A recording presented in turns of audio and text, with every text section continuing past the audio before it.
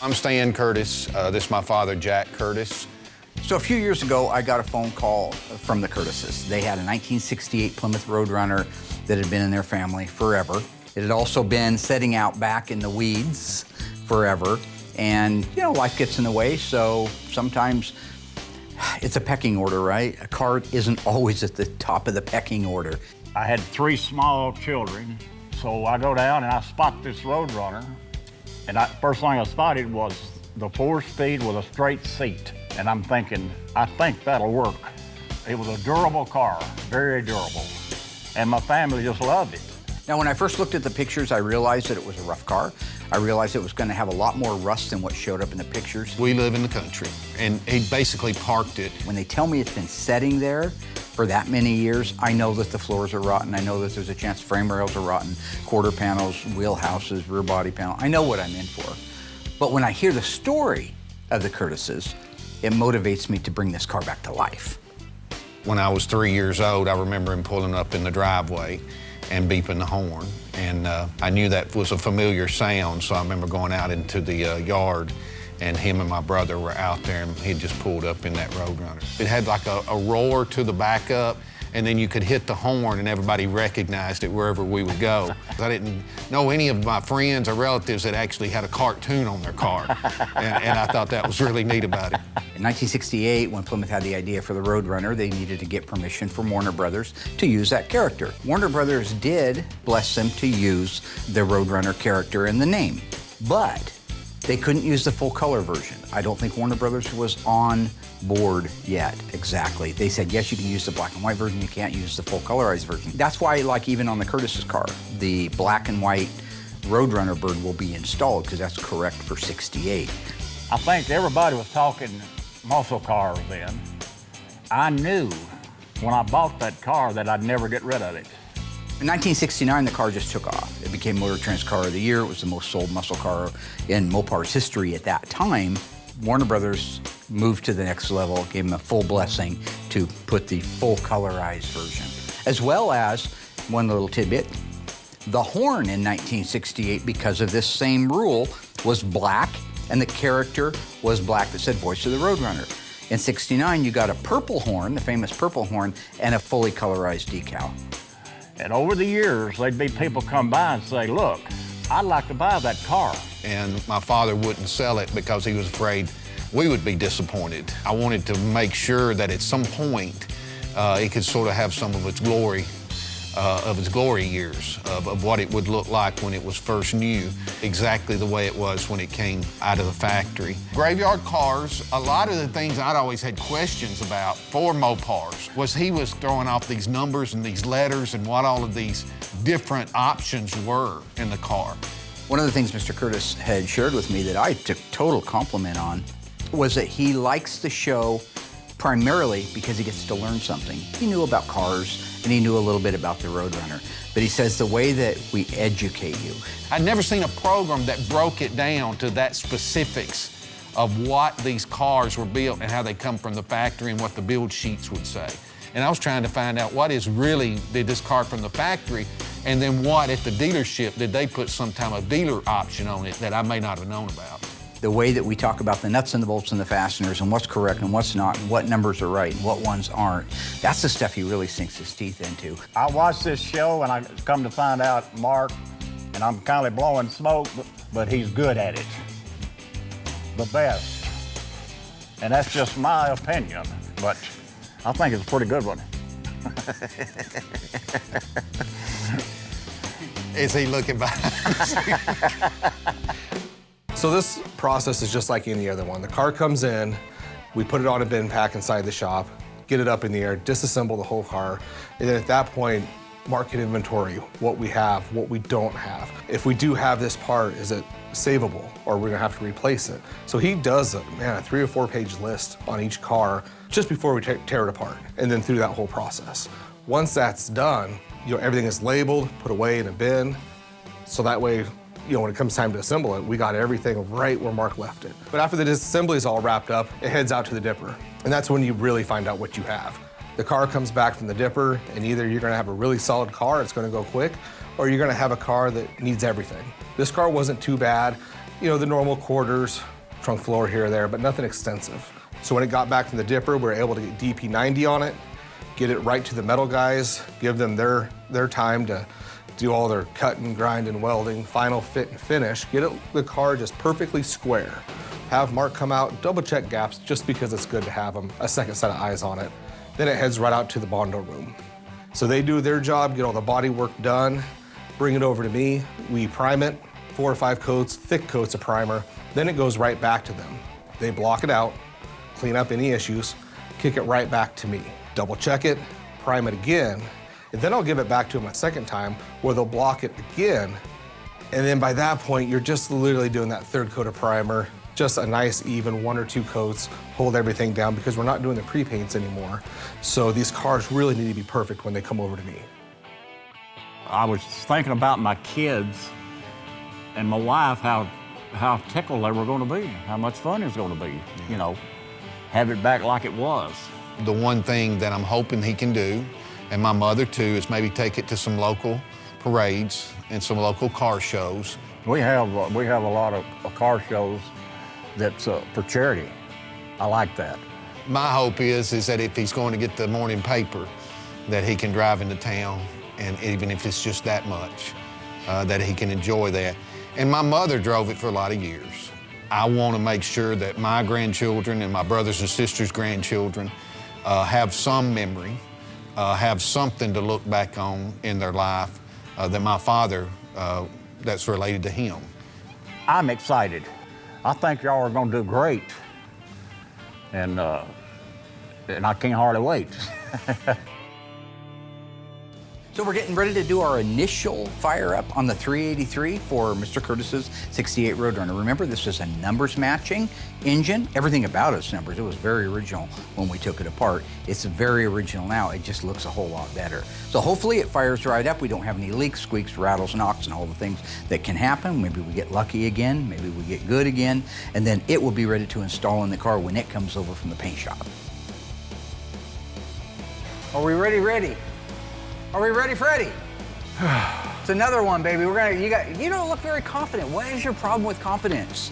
You need to get more confident. Is it because every engine we've touched in the last year is blown up, broken, lost oil out the back? And I always put the distributor in backwards every time, right?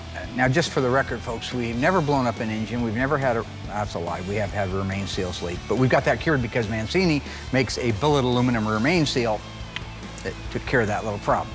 A couple years ago when I was talking to Mancini Racing, I was telling them, we're having a lot of rear main seal issues leaking. Do you offer the rope? We'd like to go back to the rope style. And they said, no, those are long gone, but we might have an answer. So they sent us out this cool billet aluminum rear main seal retainer with this trick seal in it, and we've never had one leak since then. This is one of those engines. Made our life Other than that, easier. Doug likes to put the distributor in backwards. Always. Because it keeps us on our toes. Uh-huh. Have we got fuel in here yet? Yes. Okay. Do you want to look in there? It's spraying fuel. Yeah. I like it. What's wrong with that? Okay, ignition's on. I'll let you push the button. He likes to push the button. Let's just give it a try, see what it wants to do. I don't want to die. Is everything tightened down and nice? And this, I can put this back here so I don't have to take it in the nut. Away from the exhaust. Saw a guy, Johnny Head, back in high school. He was in the shop class, and the battery cable got caught in the fan that whipped up and hit him right in the nut, and he lost a nut after that. And so they called him Johnny One Ball. Is that true?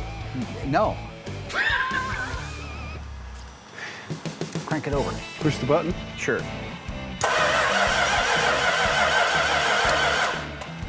You want to turn the ignition on, or you just want to crank it over?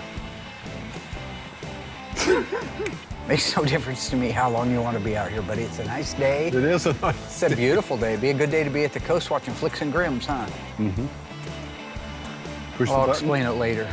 Once in a great while, we would go down to Granny's place and bring the 8mm projector, and we'd watch a movie. And somehow in his mind, something was said out there at that moment that he changed Granny to Grims, which we never called her Grims. I don't know why we would call her Grims. And then Flicks makes sense because that's a movie. Flicks and Grims. Push the button. What? Yeah, No. sure. No, you go ahead. Go ahead, try it. Pushing the button. Oh, God. Okay. Me too. Stand back. So when you start up an engine for the first time, there's a multitude of adjustments that have to be made at the very same time. Sometimes you have to bump the timing up. Sometimes you have to open or close the choke or pump the throttle. You have to figure out if you're getting fuel to it. Is the compression built up yet? All these things. So the initial fire up can be a little bit rough. Now what you'll notice is once they do start up and that roughness begins to go away, the engine begins to idle faster. It begins to clear its throat, so to speak. So once that engine begins to clear out and start running right, you can step back, walk around it, do your QC stuff. First thing I always look for is oil leaks. Choke slamming shut. Oh, that's why. Okay. Can you disconnect it? We'll have to adjust that. Sounds good, right off the bat. That's not a pre-start, no gain. But you can see the paint's not burned off the manifold. You see that? Paint's not burned off the manifold, look at that. That's an initial startup right there, no smoke yet.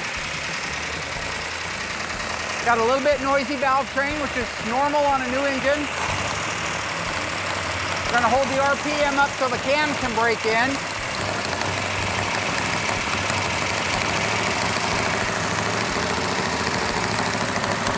Nice. Yeah! Another engine down and another engine down. Love it, love it.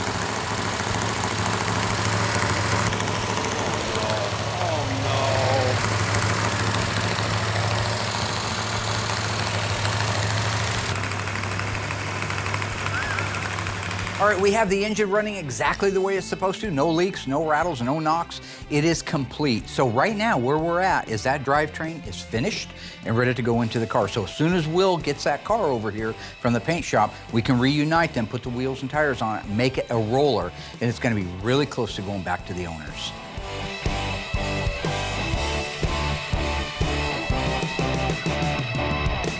Today, Justin and I are installing the decal on the 1969 Charger Daytona. I did mean to ask him if you've done one of these or you haven't. I haven't done one. I've just been around with my dad. He'd paint them on there. He painted his on. Yeah. Yeah, no chance of getting a bubble in that. That's a lot easier, actually. Yeah. Now, keep in mind when you're talking about vinyl graphics or painted on stripes, it is not an assembly line process. It is not manufacturing that does it. It's not automated. It's all a human being doing it. Unfortunately, it's not factory, so we're gonna do it this way. It's the perfect day for it. It's raining cats and dogs, middle of winter in Oregon. There's nowhere I'd rather be than in this shop out of the weather. Oh, yeah. So that means there's room for error. There's also room for variance. That's why before I disassemble a car, if it has an original decal on it, I document the heck out of that. I make sure that I have all the measurements from the back of the panel to the leading edge of the decal to the back edge of the decal. Where does it lie in space for the side marker light? I document all those so that when I'm putting it back together again, good, bad, right, or wrong, I can put it back exactly the way it started life. And that's our goal, is to put them back exactly the way they started life. We've got to make sure that we know where this decal goes in space. Make a mark. We won't put it on yet. Just make a mark where it goes in space so we can put the deck lid one on first. The deck lid has to go on first so we have the right trajectory coming off of it for the two quarter panel ones. So that's what we're establishing right now. So go ahead and give me one at 1 inch. I want that end of it at 1 inch. Perfect. Great. So that's not bad for what we're doing. Okay. That looks right, yep. Now we don't have much up top here. Okay, so you'll come up a little bit. So here's my tape, and that's right on line at the bottom. That's pretty close right there. Yeah. Okay, so I'm liking that, and I'm liking that. I like that.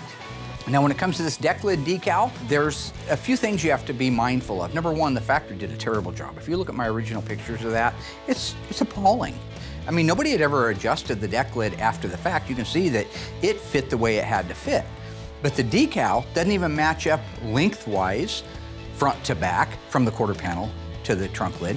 And then they're askewed, maybe 1/4 of an inch. I should have put a tape measure on that, I didn't. But it was terrible. That was the mass production. Even though it was still done by hand, it's still considered mass production. They had a short period of time to build over 500 of these cars. That was one of them. Oh, it's beautiful, yeah. For what we're needing right now, which is to establish where that goes in space, that's it. We need to put a piece of tape right where that black graphic goes on there. And that's our measurement. Okay. So this piece of tape right here represents where the bottom of the decal is gonna go on our deck lid graphic. We'll center it side to side so it has the same amount of overhang on each side, but where it goes strategically, we just need to make sure. So this tape represents the left-hand side. Let's measure from there to there. So really what's important is to make sure that that decal front to back is where it needs to be and that it lines up perfectly with the quarter decals. That way when you look at it on the side, that entire line and that entire trajectory is the same from side to side. We'll turn this over and tack cloth this. You just want to make sure that all your surfaces are clean. So he's got a tack cloth, the same one they use for painting.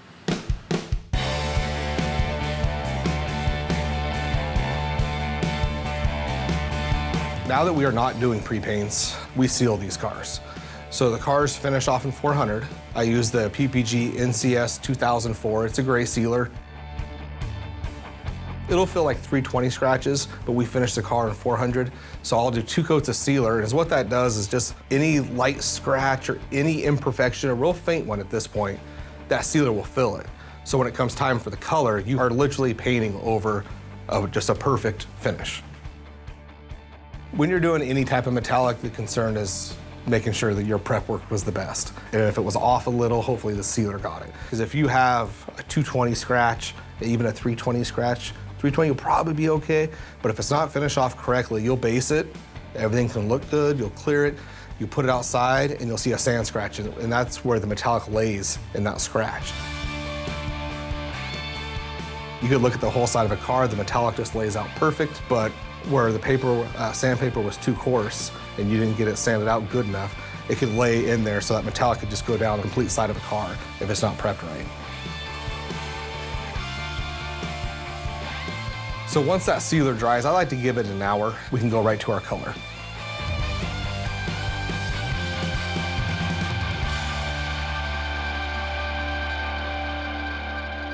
Car's looking good. 69 Charger Daytona, EV2, Hemi Orange, one of 503 built. 440 Magnum, 375 horsepower, 727 torque flight, 323 sure grip rear end. Got numbers off again? Yeah. I do that when I get nervous. Yeah. Don't want to get the backing paper wet. Go ahead and put the solution on there first. It puts the solution on the deck lid. It puts the solution on the deck lid or gets the hose. You just couldn't wait to say that. I've been waiting all day, that's why I'm wearing this shirt. Just put the solution on the girl. And he gets mad because the girl down in the hole won't put the lotion on. And then she starts messing with his dog Precious. You know, so who's really the villain in that one? Okay, let's take this off. Take your hand and grab it right there in the, not in the field, but on the outside. Now go ahead and wet that down. Does that not go on spray? No. Now do it. Oh, it does. You're doing fine. You're doing fine, Dougie. I mean, Dougie. No. I mean, Justin. I don't know what's worse. It's, yeah, working with me or Dougie, right? No, getting called which Doug's. one's worse, yeah. Okay, first thing we're gonna do is we're gonna line it up right on our tape line. Well, I'm overhanging on this side about 3 inches. Let's go this way. We'll have to trim it, obviously. Got a nice reveal. Even though our measurement showed one thing, you don't want that decal to be on there askew where maybe it's tighter towards the opening here than the other side. So we know we're about where we need to be. Now we dial it in and make sure that reveal is the same. Okay, so what we're gonna do is squeegee from the middle out. We'll get this side locked down. Once that side's locked down, we'll lock down the other side. You can see the stuff building up underneath it as I go.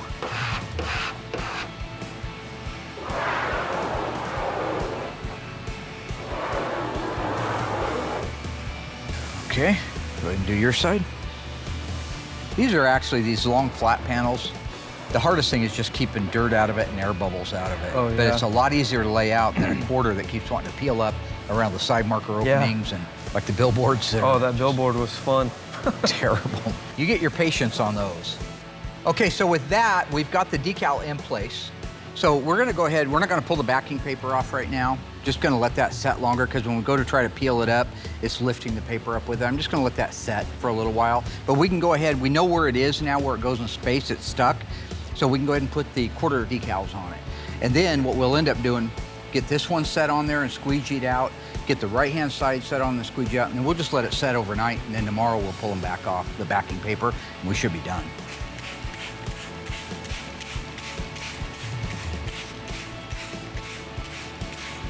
All right, yep, go ahead and set that down there.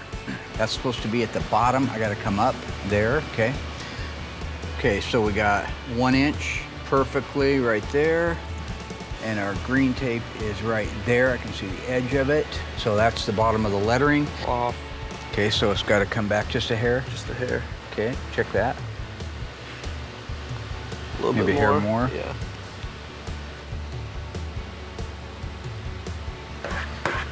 Get this stake down by just starting right there. Get that leading edge.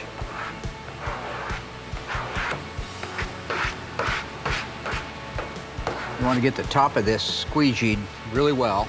So I got to get this out of there before it's too late. Good. Did it leave any residue? Okay, so I'm gonna pull down on this, and when I do, I need you to squeegee that corner real nice. Yep. So much easier with 2 people. Yeah.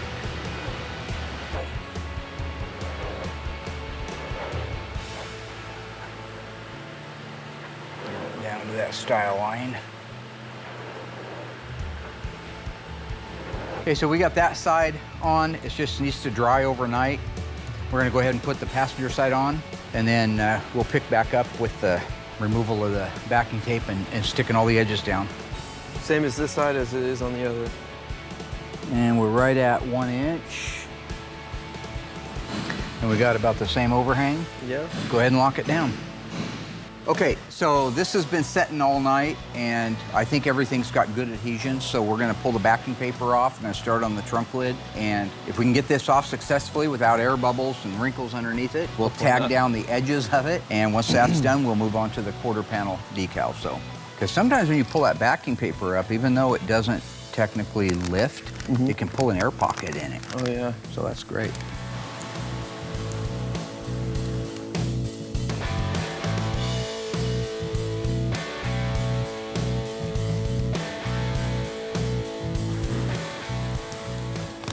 It's looking really good. Yep. It's looking good. Oh.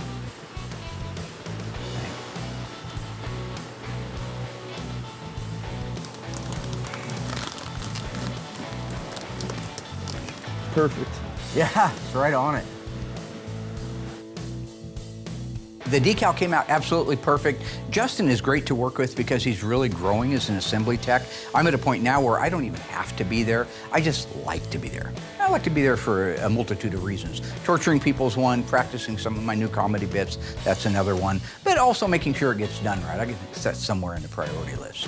Now that we got the decal done on the Daytona Charger, we're at a point where we can put the spoiler on. Once we put the spoiler on, we can move to the front end of the car. Look at how big that decal is. Yeah. I mean, that's like, it's not a little badge on the back of it that says Bill's Toyota or something. I mean, this is in your face saying, this is a Daytona, what you gonna do about it, right? This is a Jerry Crandall version of a car right here. What are you gonna do, you?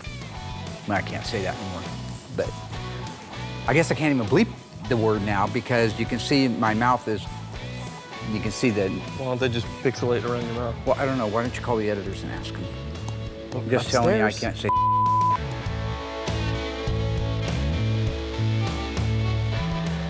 All right, on our 1970 GTX 446 barrel, we've already made the pulls to the outer rocker and a section of the inner rocker. The inner structure for the quarter is also pulled. Now, all of those things are not only pulled out, and you've seen that previously, but we have it all trimmed away to a point where we can come in now. This is the most crucial part of the pull on this, is to be able to clamp right onto the floor, where the floor meets the inner rocker and the under seat pan, and make a pull directly on that. We're trying to save the under seat pan. So I'm gonna be working with Shane. Shane's gonna make the pulls on it, and you're gonna watch the floor itself come out, and while it's out and under a load stretched out, he's going to do stress relieving. He's gonna hammer that area until it's shaped the way he wants. Then when he lets off of the actual pump itself, it won't go back, it'll stay where it's at. Once that's done, we can go ahead and start building out that inner structure pieces and putting the car back together again.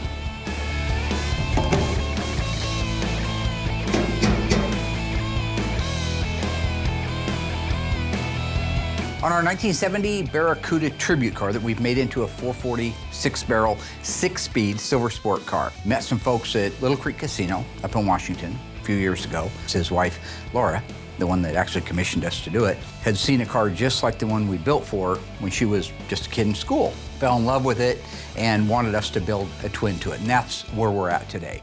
This car had suffered some trauma. It had a tree fall across it, caved the roof in. So we had a significant amount of work to do to the roof and the roof interstructure. We had to end up putting quarter panels, floors, main floor, replace those in the car, convert it over to a manual shift so that we could put that Silver Sport 6-speed transmission in it. And then the rest is just body and paint work.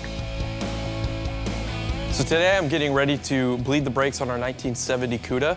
We got a new system for it. It's a one-man system, so I can do this all by myself. Makes my job easier, makes everybody else's job easier. I don't have to pull people to come sit up in the car and press a brake pedal for me. From time to time, I'll show you something that we're doing a little bit differently than we've done in the past. If you go back to previous episodes, you'll see us bleeding the brakes out manually on these cars. Because once the system's all together, it's full of air. It has to be bled out. Typically, that's a process of one guy gets up in the car, raise it up on the bin pack. He pumps the brake pedal. That pressurizes the master cylinder to start sending fluid through the system. You crack the little zerts at the end, and then hopefully the air comes out, and you have a solid hydraulic system that's ready to work. It can take time to do that, but it does work. It's just a two-man job, and it takes time. So what I wanted to do is speed that process up. So I bought a pressure bleeder for it, and I bought an adapter kit. Now what this allows me to do is to pressure bleed the system with just one person and know that you're getting all the air out of it the first time. So the way the pressure bleeder works, it's a reservoir with a pump, and it's filled with brake fluid. That runs up the lines that you connect and goes into the master cylinder itself. It presses right down, these two fittings press right down on the openings in the master cylinder for the primary and the secondary, the brakes in the front and the brakes in the back. And it just continually puts fluid in there.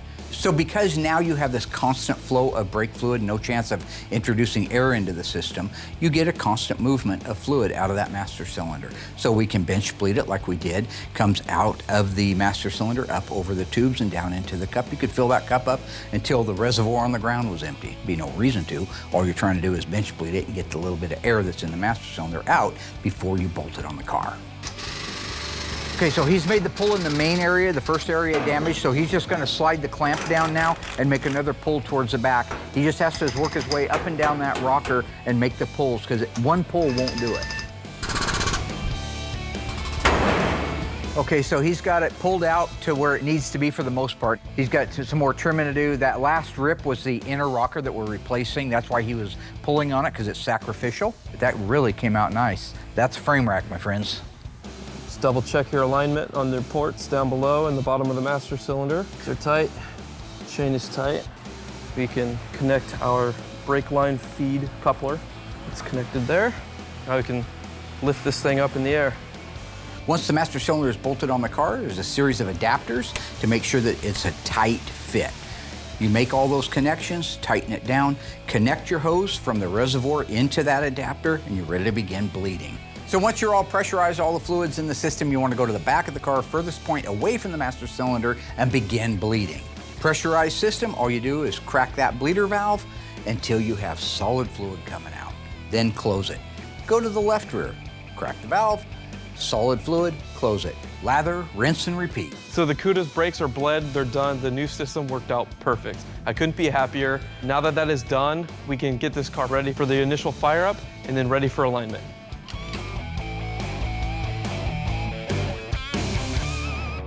That QQ1, it's a very bright blue metallic, pretty color. It's a little bit darker than B5, but there's no pre-paint, so you just don't go in there and throw a couple coats on it and you're done.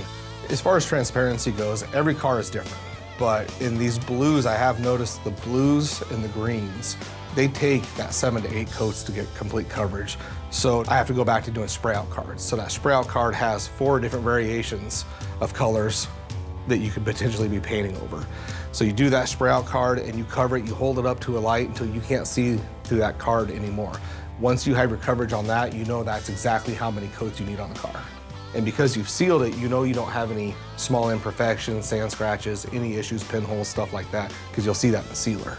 So you can go in at this point, put in 7, 8 coats of this color, because it is a transparent color. Let that just dry. Give it time, let it dry, then we're ready to clear it.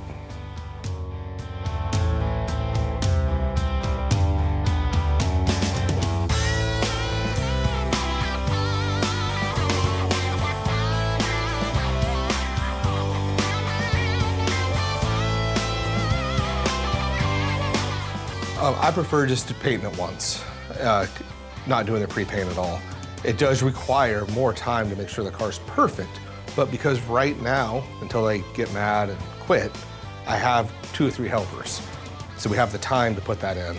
My preference, just do a final paint and be done. Now, one of the things that was so important to Laura when we built this car was that it had a big camshaft. She liked the rumble of the cam. She remembered that from the car when she was in school. We built the car with that in mind. We built the engine with that in mind. But we wanted to run a stock engine for the most part. We didn't want to spend a bunch of money on the inside of that engine. We're going to run stock exhaust. Wouldn't make sense, but we wanted to accommodate the camshaft.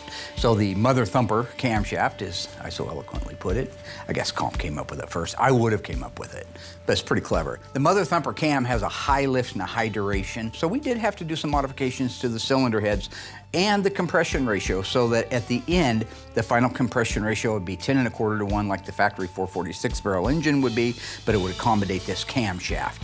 So outward and inward, other than the cam and the heads, this is a 100% completely stock F440 HP engine. With that, I'm gonna round up Doug and Justin, and we're gonna fire this thing up. So I guess I'd be remiss if I didn't say mother thumper, right? Like Sam Jackson, right? What do Sam Jackson said? It's a mother thumping cam and a mother thumping Cuda. Okay, so we crank the engine over so we have fuel up to the carburetors, but this is the first time we're powering it up because we're very much believers in just sharing the good, the bad, and the ugly. So usually what happens is no matter how hard we try, the distributor's in 180 degrees out. That's part of our charm, right, Dougie? Yep. And then the other thing is, usually the carburetors have sat for years and they like to puke fuel all over the place, catch a car on fire and burn it to the ground. If you saw Omen, that's great, it's like that. But we're gonna try it anyway, so looks like it's got some fuel in it. We've got our remote starter here and the key is on. The transmission is in neutral. Let's see what it wants. For your Right, guys' Justin? safety. Yeah. Right? That's a good sound. Hey, No way, no way. Can't be that easy, right? No. wow.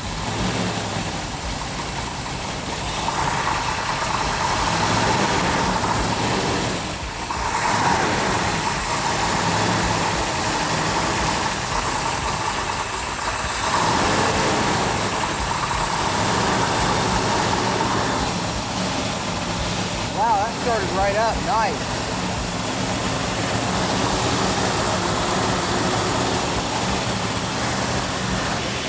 So what we're doing is gonna let that run for probably 10 minutes. You guys won't be there for all of it. But once it's ran for 10, 15 minutes, the cam will be broke in. Then we can lower the idle down. At that point, we'll go back and listen to the cam in the back. Sounds like a big cam right now. Yeah. Sounds like a huge cam. Okay, we'll be back. So we just finished starting it up. I got the idle set down. Fluid levels are all topped off. Listen to that. Motherfucker! That sounds You good. cannot tell me that did not sound bitchin'. Sounds good. That sounds really good. I'm gonna give it a little RPM. Okay. Give it a little R. Music to the ears. Yeah. There you go. How's it sound? Oh, perfect. Absolutely beautiful. That is the cam I want to put in all our engines. You're up at the gut. It's Saturday night. You're cruising along in an FJ 570 Cuda 446 barrel Yeah. Yeah, that. with a mother thumping cam. A mother thumper? Mother thumper. Yeah. And you're gonna go back to your mother thumping house, Yeah, my house. And do what? and that's where it gets edited. Everybody knows that I love to have fun, especially when like I get an initial engine fire up, I get a little crazy. A lot of people don't like my dancing, so I've cut a little bit of it back, but I still like to cut up and have fun and laugh. The only problem is, it's like in the Bible it says, don't cast your pearl among swine. And I don't mean that bad, but it's like, here's all my best comedy stuff getting wasted on a guy that doesn't pay attention, has the attention span of a flea, and answers his phone in the middle of a set. Good job, gentlemen. Oh, if you got a personal phone call and you need to take it, you go ahead. Can you shut this off? Don't let the car, the show, anything get in your way. But I love him, though. You can't help it. You can't pick the people you love. You just end up loving them. Look in that camera right there. That one? You see what I'm saying? It's just, there goes the pearl. You little swine. What? I don't get it. When it comes time to clear, I usually don't do them in the same day. So the next day you come in, you're fresh, you're ready to go. Do a good once over on the car, make sure you're actually ready to clear. We use the PPG DCU 2021, which is a polyurethane clear. It's a very thick clear, lays down good, cut and buff's great, holds a great shine, great product from start to finish. That process is a little bit easier, believe it or not. You're just clearing a car. So we do 3 coats to 4 coats, give or take on the car what we're looking at. There has been times where you'll see like a slight little wave in something that you may have missed, and I'll put an extra coat of clear on it just so you can block the clear flatter. But for the most part, it's 3 coats of clear, let that sit for a week or two, make sure it's cured. And then my new helper is great at cutting and buffing. I literally paint these cars and then just give them to him. He does the cut and buff on them from start to finish. They look great, and then they can go right to assembly. With the body and paint work complete, the engine running and ready to install, our 1968 Plymouth Roadrunner is a month away from going home. So about 12 years ago, I took on a project for Aaron's dad. Aaron Smith is our executive producer. You see his little credit down there in the episodes. He's also the guy that was in quite a few episodes, like a couple of seasons ago. Anyway, his dad wanted a GTX. He wanted me to take a sports satellite and make it into a GTX because his dad had bought the sports satellite brand new. It meant a lot to them. We ended up taking the 318 out of it and putting a 440 in it out of a 69 Chrysler New Yorker that only had 40,000 miles on it, but I still rebuilt it before we put it in. Did a complete color change on it, made it into a black, real sleek, gorgeous. We did have to put a roof skin on it because the original roof skin had rotted out, which happens a lot of times on these cars when they have vinyl tops on them and they don't get addressed in time. So we ended up putting a roof on it, bottoms of the quarters, minimal amount of body work besides that. Once the body work was done, we were able to go through the paint shop, get everything painted, wet sanded, buffed like glass. Then we could put the ornamentation on it. This project took us a few years to do because we kind of piecemealed it. That brings us to where we are today. Mr. Smith asked me to sell the car for him, which I did a few weeks ago, and now it is going home. One of the things that the new owner requested was that everybody from the team sign the inside of the car, which I think is very flattering, considering we're just a bunch of goofball mechanics working around here, but we just happen to have a TV show that I created that everybody said wouldn't happen anyway, so I don't take that for granted either. But anyway, yeah, so we signed the inside of the deck lid and sent it home to him, and in fact, I just heard from him, and he's just super thrilled with the car. Thought it was absolutely gorgeous, so. If you think it's easy to make a show laugher, boy, why don't you make one, okay? You can laugh at my stuff all you want, but until you make your own show. When you have $20 million of your own money on the line, you can do whatever comes in that little AJ idiot head of yours. You know what that's from? I don't think it's 20 million, it's probably 2 million, but it might be 6 million. It's Bruce Willis, Armageddon. Oh, yeah. And cut. Cut. Hey everybody, Will Scott, #1 painter here from Graveyard Cars. If you enjoyed this video, make sure you go in, like it, leave a comment, and don't forget to subscribe to our YouTube channel. Now I'm gonna get back to painting.